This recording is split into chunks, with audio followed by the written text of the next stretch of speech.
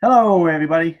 My name is Dan Skip Allen, and I'm here once again for the 52 must-see movies and why they matter. This week, my co-host, Mr. Mark Tordai, and I are talking about North by Northwest, the Alfred Hitchcock classic. Mark, introduce yourself. Hi, Mark Tordai. Glad to be here to talk about North by Northwest. This is actually my personal favorite Hitchcock film. I also love Rear Window, but I absolutely love North by Northwest. I think it's incredibly thrilling and a great film, so I'm just happy to be here. Thank you. No problem. You may remember us. We were on a previous episode together where we talked about Casablanca, and we're back again for North by Northwest. Like in the Casablanca episode, I'm going to talk about the cast. This cast is really, it's somebody that Alfred Hitchcock, which is the director of North by Northwest. He hasn't really worked with Cary Grant that often. I don't think, is this the only time you remember him working with Cary Grant, or did he work with him in another film? I think he's worked with him in other films. I can check that for you, but I'm sure at least one other.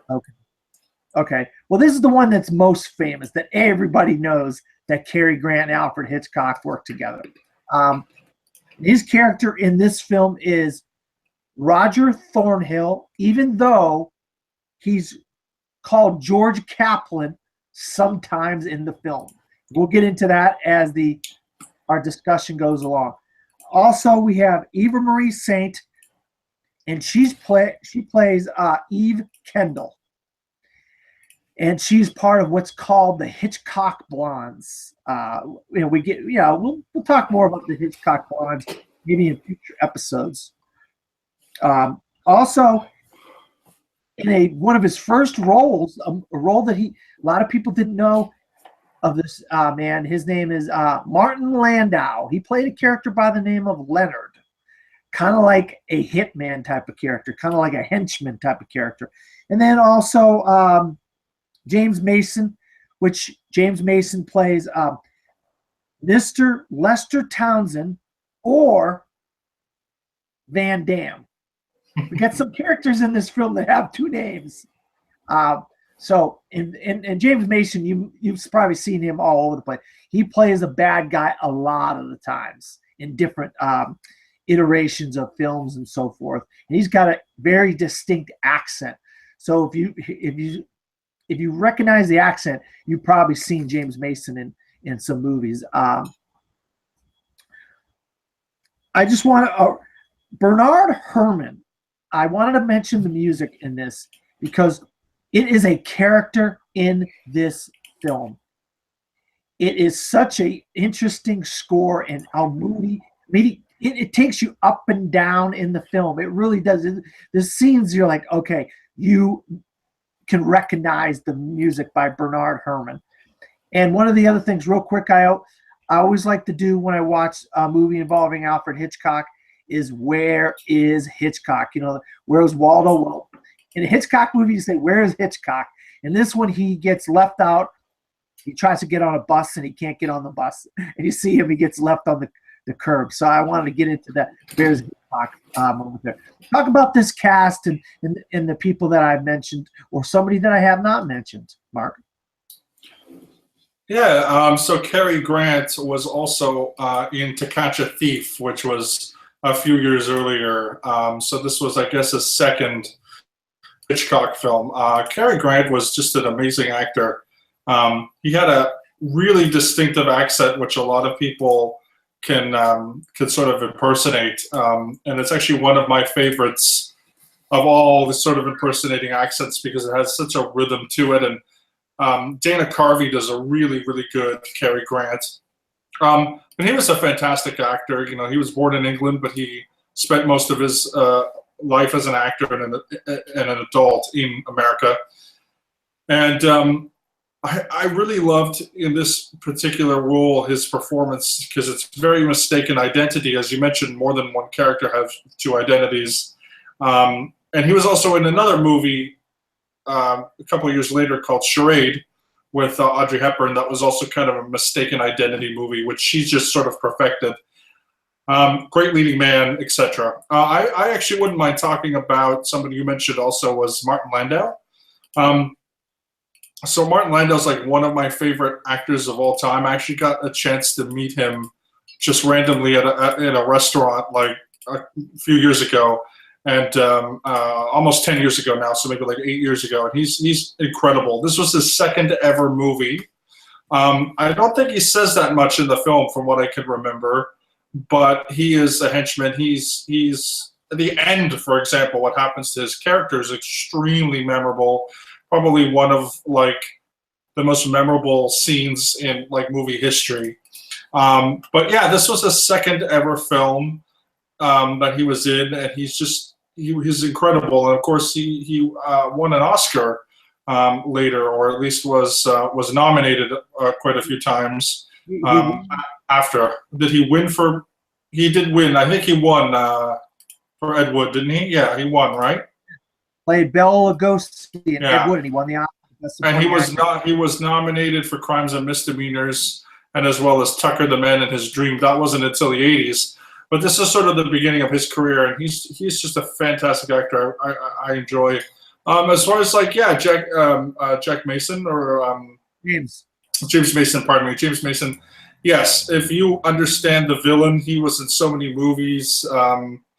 It's even hard to The Boys from Brazil. I remember him in that movie. It's very, very kind of like, just freaky kind of movie.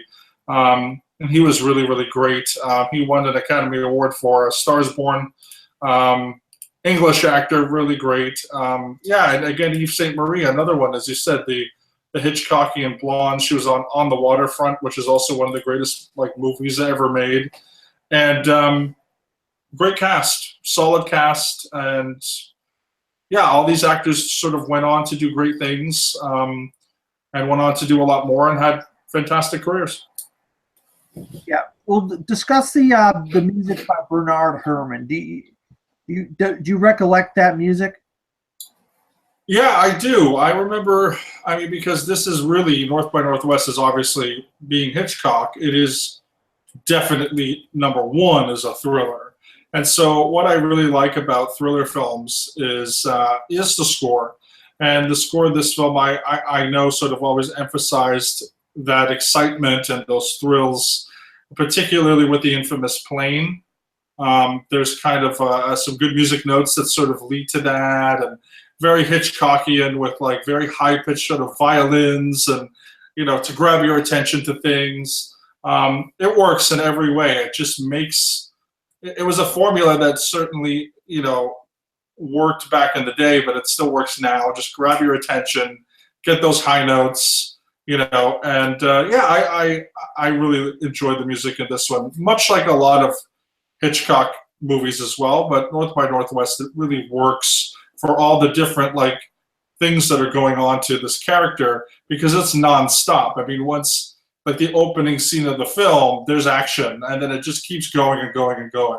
So, and then it gets bigger and bigger and bigger, and of course the music accompanies those beats as well. Yeah, the music really sets the tone for the film. I mean, when you see the things that Cary Grant's Roger Thornhill is going through, the music is going right along with you in the film, and that brings us to our why is North by Northwest essential viewing for the folks out there that are going to be watching this video who may have never seen North by Northwest, or they already have seen it, and to reiterate for them, why is it such a great film? Well, it's a great film because at the time, it was one of these movies that was actually pretty groundbreaking. The scenes, specifically at Mount Rushmore, they might seem a little like I mean, they're definitely outdated to today, but you have to appreciate how those scenes were filmed, the technology that they were using at the time, plus the fact that as far as just a non-stop sort of, not really an action, it's not an action movie, but there's tons of action in it. And I would say if you want to know the solid foundation of like a non-stop thriller or a non-stop action movie where it just starts and then just doesn't stop, really the formula starts with a movie like North by Northwest. So you could just imagine how many films, particularly in the 80s and the 90s, borrowed on the non-stop action. Like Speed, for example. Speed has a very much similarities, lots of similarities to North by Northwest in the sense that the action doesn't stop. Beat for beat for beat, there's very few breaks, and the characters, trying to get from point A to point B. Now, of course, they're different movies. There's no mistaken identity in Speed, but just that tone, if you enjoy that, even Die Hard does that. So a lot of that, those later examples that wouldn't be popular for 30 or 40 years do start in North by Northwest. It's an intense film, and yeah, as far as like mistaken identity, sure, it had been done before, but I think what's really interesting is Cary Grant and his performance in just being extremely dumbfounded when these things happen. And the director, Hitchcock, was a master, being able to sort of misdirect us as well and create the confusion. So we're really feeling and understanding what Cary Grant's character is going through. I particularly love the scene when they grab him and they, sort of spoiler alert, but they grab him into that house, that room, and he's trying to say, he's Roger Thornhill, he's not George Kaplan. Who is this George Kaplan? And then they go back the day later, and there's like it's a completely different house. It's the same house, but it's a completely different room, and they don't believe him. And you see those tropes in other films, but it just works like 100% in North by Northwest because, again, that's where a lot of these things came from. They came from Hitchcock. They came from North by Northwest, and he also did it better than any other filmmaker did at the time. So it's essential viewing for anyone who loves a thriller, anyone who loves mistaken identity, anyone who loves suspense, anyone who appreciates special effects, action, stunts. It's just a really overall seminal, very important film. Wow, you said a lot there. I mean, I was going to say the exact same thing as far as you see so many films today that took this style that he did. He introduced this man who's lost, who gets mistaken for somebody else, and then goes on this adventure throughout this whole film. And I can't believe that it was Hitchcock that did this the first time, and we see it so often now, even for very, very frequently. A Cure for Wellness is something similar to it. I don't know if you saw that film. Yeah, no, I didn't. But yeah, I mean, there's so many directors have taken this man out of his atmosphere, a woman out of their atmosphere, and send them on this whole adventure throughout filmmaking. And that's one of the essential reasons why this is a great film.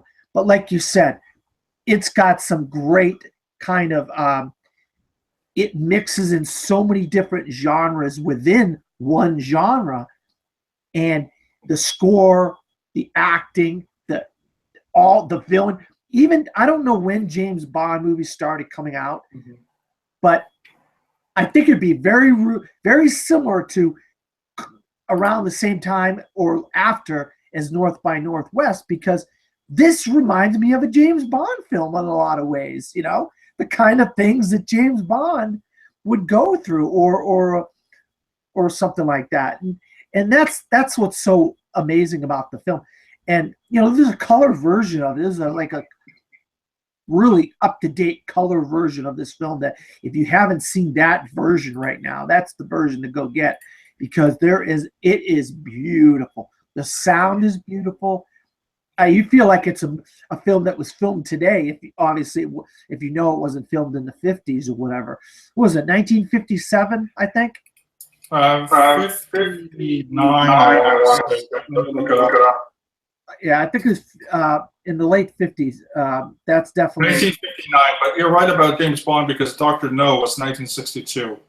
Yeah, so this is where I think even the James Bond films kind of got their kind of henchmen and their bad guy and the whole James Bond always being on the run and stuff like that. They kind of got it from North by Northwest, but Hitchcock has always done whatever he decides to do. He usually does it better than everybody else, and that's why North by Northwest is such essential viewing. Is that he really makes this kind of adventure romp and actioner better than everybody else. And Cary Grant, he's a great actor. He really kind of goes along for the ride. Like he gets drunk. They pour a bottle of bourbon down his throat. He has that. And now I'm going to get into the scenes. And one of the early scenes is obviously he gets kidnapped and they mistake him for George Kaplan. These guys, they grab him and they take him in the car and they say, "You're George Kaplan." But when he decides, he says, "Guys, I'm not George Kaplan, blah, blah, blah." They pour the bourbon down his throat and he put him in a car. Now, talk about the scene, because today that would be something we would do in 3D, Mark. We do something like that in like a 3D type of scene. But Hitchcock didn't have 3D to do this. But he made us feel like we were in the car and we were drunk and we had just drank that bottle of bourbon that Roger Thornhill, Cary Grant just drank. And he was driving down this wobbly road, almost driving off the road, crashing into cars and so forth. Talk a little bit about that. Yeah, I mean, that's the one thing that I would say. That's definitely the one thing where technology doesn't really help. Like, just for example, yeah, it would be CG. It would be what a stunt, whatever. But they didn't have that. You know, most car shots like that were in a sound stage with an actual car, and then the background was a moving background or something. But I mean, again, Hitchcock was just the master of filmmaking, so he created great illusions. And at the time, that scene too was quite quite impressive. I mean, that was something people saw and they were like freaking out. It's like the first time we saw the motion capture of Caesar and Rise of the Planet of the Apes. I mean, people went crazy, you know, or the dinosaurs in Jurassic Park. I mean, that scene was just physically mesmerizing to a lot of people, and it definitely, as you say, it didn't have any computer graphics. They just made it look good as close as they could. And I still think today that it holds up quite a bit, actually, even though it was probably just all on some soundstage or something, or they probably might have done some external shots or whatever. But yeah, it looks great. It's fantastic, and it's certainly very seminal in many different ways as well. All right, so now, we're gonna obviously every time if you buy it on DVD or Blu-ray or whatever, you see this scene where Cary Grant, Roger Thornhill is running down a street with a crop duster chasing him. Now, obviously in James Bond, we've seen all kinds of crazy stuff with Mission Impossible. We've seen Tom Cruise do all kinds of crazy stuff. All these great action guys have done all kinds of crazy stuff. I think this is the first time anybody could imagine having a plane shooting at you through a street, through crops, wherever. But leading up to it, he ends up meeting somebody. And they say, okay, you have to go to this point. So just talk about the lead up to it and how he ends up in the middle of nowhere with a crop duster chasing him down. Yeah, that's really cool. It's like basically, he's on this chase to like find out what's happening, which is what I love. And everyone thinks he's this other person, and he gets sort of caught out there. Like he thinks that he's going to get the answer, and then all of a sudden, yeah, he gets off this bus. I guess he's in North Dakota, I would assume, because it's not too far from Mount Rushmore, I guess, or that in South Dakota? I can't remember. That scene was not in North Dakota. That was like in the middle of Illinois or Iowa. Okay, Iowa. That's right. It was in Iowa. Yes. Illinois, Iowa, with all the cornfields. So yeah, he gets out there and he's waiting to get these answers. And then what I love about it, he's just kind of hear this really low hum, and you're just not sure, and it's sort of really quiet, and then it gets louder, and then it gets louder, and it's like, and then your sort of brain registers, maybe it's a plane, and then he looks up, and yeah, they try to shoot him down. That is, of course, also one of the most iconic scenes of film history. But I just love the setup of that scene because, again, Hitchcock, master of suspense. It's what you don't see a lot of times in Hitchcock films. And the whole prelude to him getting shot at is just so brilliant. It's Hitchcock. It's playing with music. It's playing with sound effects. It's playing with the sort of this idea, like this loneliness, like in every direction is just cornfields. He's in this dirt road. He's isolated. And again, he also thinks he's trying to get some answers. And he thinks he's going to get it. And we as the audience obviously hope that he's going to get it.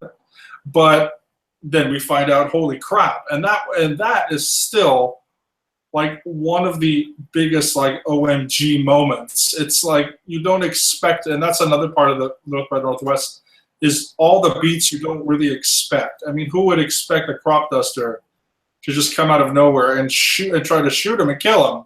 So it's like, how big can we go? And they went there, and it just works. It really does work. I mean, and then, you think he's trying to get away. He waves down the truck. He's like, stop, stop, stop. Then he almost gets ran over by the truck. And then it's not until we turn to the side do we realize it's a gas truck, and here comes the plane. And we have this massive explosion out in the middle of nowhere. I mean, it's just it's a master at work. It really is a master, Alfred Hitchcock at work, planning all of that. And then you're just sitting there watching, you're like, oh my God, I can't believe that just happened. And I know we deal with so much different stuff today. Obviously, we're kind of like, oh, it's not. It really stands up for today. That is a massive scene for today, even though it came out in 1959. That's we see so many explosions, we see so many crazy stuff going on, Mark. But we're desensitized. We're desensitized. But that was a huge scene for back then, and it really holds up. And that's one of the reasons why Northwest as a film still holds up. Some of the things that are in North by Northwest, Hitchcock, no one did before him, and no one's done as good, like you said, as him. Now let's talk about the Hitchcock blondes. We have Eva Marie Saint, and she plays Eve Kendall. Now, when you're watching this film, you think, oh, he met a friend. You think, okay, she seems like someone who he can confide in here. Then, of course, you know what happens. Yeah, she's this quintessential blonde, and she has other motives, and it's very Hitchcockian. And yeah, her character she's strong, she's fantastic, she's really great. He really definitely loved, obviously, the blondes, but he definitely loved putting his women in roles where they played with the men as well, and they were very comparable, and they did pretty much the same thing that the men did. If they were deceptive, men were deceptive, the women were deceptive. If the men were not, were true tellers, the women were true tellers. And yeah, she definitely has this interesting turn in her character as well, and it just adds to the whole mystery part of it and the whole suspense part of it, that you really can't trust the people who you think they're good people, but you don't know who they really are. And I think that's, again, another testament to this whole film. That's the whole point of the film, really, in one sense. It's just mistaken identity. We're on for this ride. It's so unpredictable. And yeah, her character definitely is a huge part of that as well. Yeah, I mean, I loved her from the moment I first saw North by. She has like an aloofness to her, and you're like, okay, I know she's not a bad guy, but then you see some of the stuff that happens on the train, and you're like, okay, he has to sleep with her for him to believe that she's on his side, and she really didn't want to do that because she's actually James Mason's girlfriend. I got it right here. Lester Townsend, James Mason, Lester Townsend, otherwise known as Van Dam. Of all the people that the names that they got, Van Dam, you know. And so finally, we come basically to the end of the film. We find out the guy from the FBI, he kind of gets a hold of him and says, "Hey, man, you got embroiled in this thing. We didn't want you to get embroiled into it. George Kaplan does not exist, but we need you to keep playing this part as George Kaplan so we can catch these guys." And it has to do with some microfilm.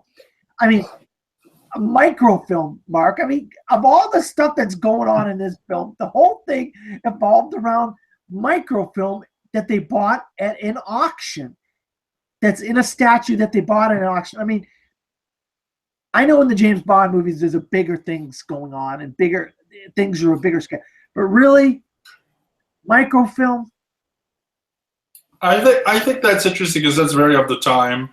Every time you had a spy thriller or a spy thing, there was always microfilm, and obviously it had sensitive information on it, and it was probably something with Russians or Soviets, right? So that I think that kind of makes everything bigger in the sense that like what's going on is sort of justified, obviously, with its character and why they're doing all those things is because there's this larger thing at work.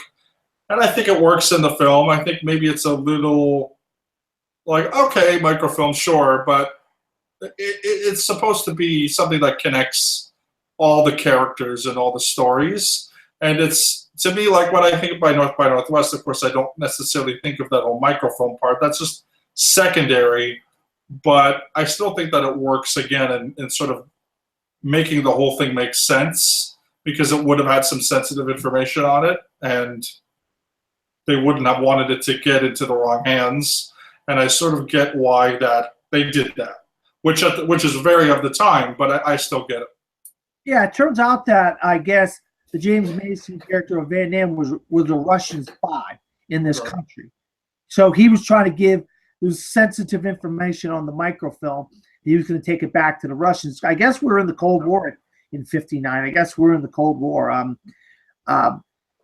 All right, so all this leads to the climactic scene that you had talked about in your introduction and why the film is such an essential film.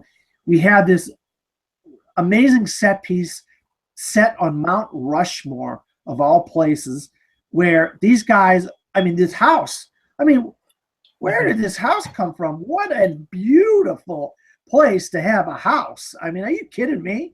I mean, I want a house like that, set like that. Jesus, what a great, it's got its own airport. It's up the road from the Mount Rushmore right there. I mean, but this, I mean, these guys are climbing.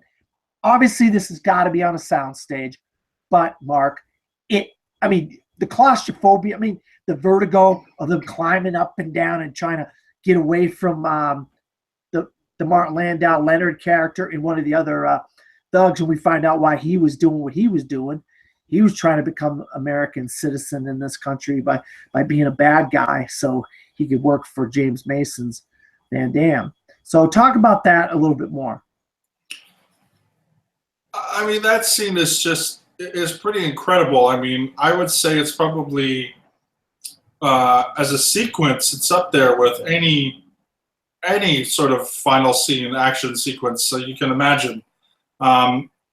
They call that the boss fight, of course, right? So when one bad guy and one good guy, fight it out, and yeah, it's really interesting that what limitations they had in 1959, but how they just worked with what they had so well that, like, yeah, okay, it's on a set in a soundstage, but you do feel the height difference. You do feel the layers of Mount Rushmore, which is another thing. Like, they're not just fighting on top of it. There's different places that they're fighting, and obviously the idea is quite obvious that you can fall off at any time, and which happens to a character. And all of that, the way that they made it sort of symmetrically and sort of geographically, I guess, or whatever you would want to call it, or spatially, I guess is probably the better word. It's really cool for what they could have done, because obviously now they'd green screen it, or they would go to Mount Rushmore and they would take photos and all that kind of stuff, and they would add it in, and it would look really, really good. But I don't think that it would be as creative, because they had to sort of make that set original. Somebody built that set, a crew literally built that set. And so, they have trees, they have all these things. Like, again, you can tell it's not there, but it still looks really great. And as far as the climax of the film is concerned, I mean, that is the climax of the film. There's a fight that happens, and then after that, we get the conclusion of the film, of course, which sort of wraps everything up. And I think it's just, again, like how, again, I said this before, but how they sort of tested how far they could go and what they could do to sort of just make the audience feel suspense and feel shock. And it works, and it also works because Mount Rushmore is such an important historical monument in the United States, which is within a state park. I think I want to say South Dakota, correct? So I think it's South Dakota, North Dakota. Is it in North? Yeah, I thought I remember him saying North Dakota. It could be in South Dakota. Okay. But it's in, so a lot of Americans know that. It's very iconic. So, and it was also one of those things where it's like it's cherished. So imagine if this, this horrible thing happened at this very iconic, very sort of sacred land, in a sense, to Americans. And I think that they just did it so well. Again, it's the writing, it's the set design, it's the art design, it's all those little things that Hitchcock was able to master. And that's what he was. He was an absolute filmmaking master. No, I absolutely agree with you. One more thing before we head out is I noticed about this film is Cary Grant wears the same suit throughout the entire movie till the very end, almost, until the FBI guy buys him a new suit. I mean, how many suits do you think he actually wore in this film that looked identical to that suit? Just take a guess. Oh, God. I don't know, dozens. I 50. I have no idea. But isn't that crazy? Don't you believe? I mean, that's the one thing of all the things Hitchcock does and all the great things in this film. Cary Grant wears the same suit, and half the time it doesn't even look like he's like been crawling around in the dirt or sleeping. One scene he had to sleep. Remember when he was drunk? He slept in the police station. I mean, this suit looks pristine. Yeah, it's Cary Grant, I guess. I don't know. I just thought that I just got a kick out of the suit because he never takes the suit off except for he gets it cleaned one time and he gets it back. He does have it taken out to get cleaned one time, but that's his. Of all the things I could complain about is I'm complaining about the guy's suit because he's wearing one suit the whole movie. But it was kind of an interesting little thing about that film that I thought that was kind of funny. But thank you once again, Mark, for being on this episode. Where can people find you? Yeah, thanks so much again. You can follow me on Twitter and Instagram at Mark Tordai, MarkTordai. And I have a new YouTube channel that's coming out with a friend of mine, which is called Acceleration Productions. You can just search that on YouTube. And we're doing movie and TV reviews right now, and we would like to do other content in the future. So please watch, rate, subscribe, like our videos, and just criticism, tell us what movies you want to do. And again, thank you so much, Dan. I really appreciate being on. I love North by Northwest. So thank you. And you can find me at Dan Skipbound on Facebook, Twitter, Instagram, and Pinterest. And sometimes they ask for like two different things, like a Twitter handle and your name. So some of the channels I'm under From the Fourth Row, and I also do a podcast on the Best Damn Movie Show channel with my co-host Vincent LaSpada called The Best Damn Movie Show. And I also do another YouTube show called Top 5 Weekly. So you can find me everywhere. If you really want to look for me, you can find me. So good night. And next week we'll have another episode of 52 Must See Movies and Why They Matter.